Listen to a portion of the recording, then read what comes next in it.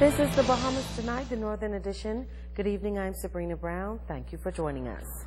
As the urban renewal vision continues to unfold on Grand Bahama, the government program is expanding to empower young people to become entrepreneurs while meeting an essential need just in time for back to school.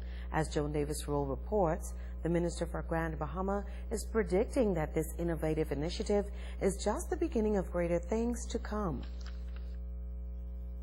It is a pilot program being introduced by Urban Renewal 2.0 here on Grand Bahama, and one of the most economically depressed communities on this northern island. The Conley Club area, where the Pine Ridge Urban Renewal Center is being established as the hub for an innovative initiative, a life skills program that is setting a precedent in youth development and empowerment. For more than a week, 30 youngsters have been learning the theory of sewing, and now they're about to put that training into action, equipping them with the skills necessary to sew their own uniforms just in time for back to school. Minister for Grand Bahama and Member of Parliament for Pine Ridge, the Honorable Dr. Michael Dowell, says this could very well be the beginning of light manufacturing.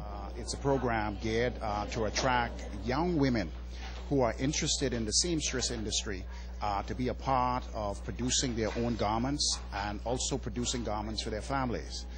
It's my understanding now that under the leadership of Ms. Major, who is in charge of the program, our young people have already had the theory and now are constructing their own uniforms.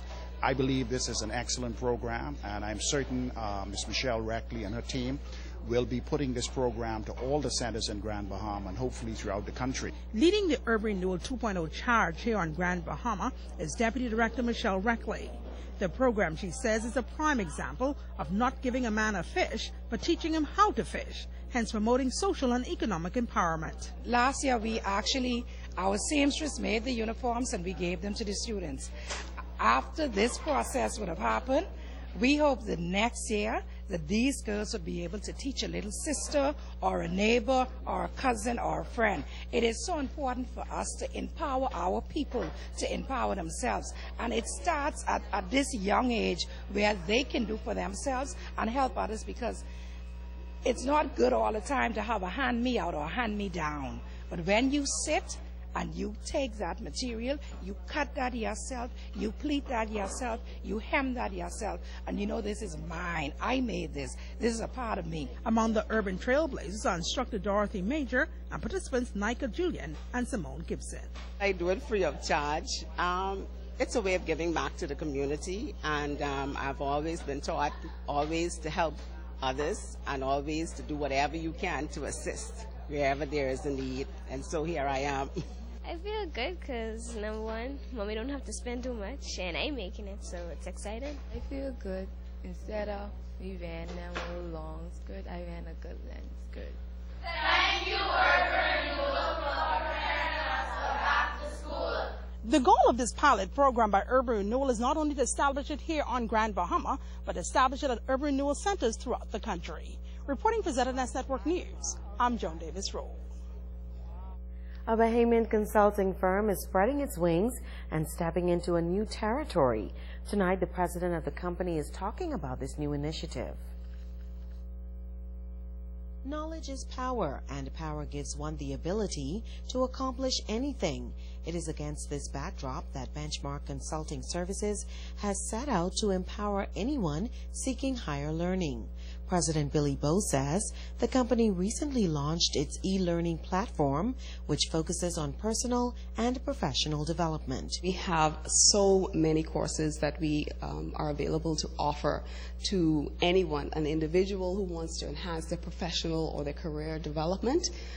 We have courses for even young people who want to understand doing a job search and resume writing. They could actually sit down at their computers and go through the entire content. They get an assessment, they get a certificate of completion, and the courses are really dynamic because there's multimedia, videos included, voiceovers, and they can actually email the instructor and say, hey, I have a question, and they get a response within 24 hours. Bowe says they are focused on making learning affordable and accessible to all.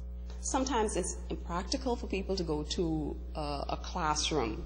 And if you're unemployed, then, you know, for instance, corporate companies, they have no problem having a trainer come in and train their employees. But if you're unemployed and you want to do training, but you can't really go to Success or these other places, that shouldn't hinder you from learning. So we did this because we wanted to fill that gap. She adds that this 21st century approach to learning was designed with the busy professional in mind.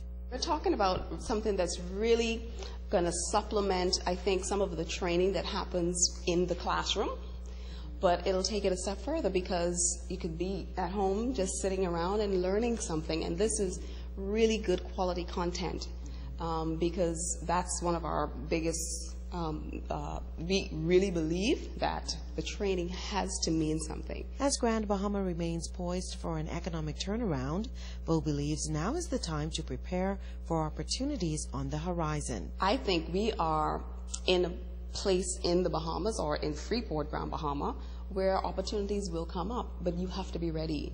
And we really, really need to be on top of it. I heard the tourism board talk about all these wonderful things that are happening. This is the time now to learn about customer service. This is the time now to be prepared for when you see the increase in tourism here. So, and just being, I think you're absolutely correct. This is the time now to be ready. Jury selection began in the murder trial of well-known businessman Leslie Maycock today. Maycock was killed back in 2009 at the Hawksville Mini Mart during an apparent armed robbery. As Shashina Roll reports, there was a major challenge during the morning session. Tatlise Jr. and Kadaro Wallace, a.k.a. Kadaro Miller, handcuffed together, entered the Supreme Court for what was expected to be the jury selection process on Wednesday morning. However, there was a bit of a challenge. Many of the jurors who were selected expressed to Justice Hartman Longley that they could not judge the case fairly because they either knew the victim, Leslie Maycock, or the father of the co-accused, Tatlise Jr. 45 minutes later, the panel was still one juror short, and court was dismissed until this afternoon. As you may recall, back in 2009, police reports at the time indicated that two armed masked men entered the Hawksville Mini Mart, held the proprietor Leslie Maycock at gunpoint, and demanded cash. During the ordeal, Maycock was shot in his stomach and was listed in critical but stable condition.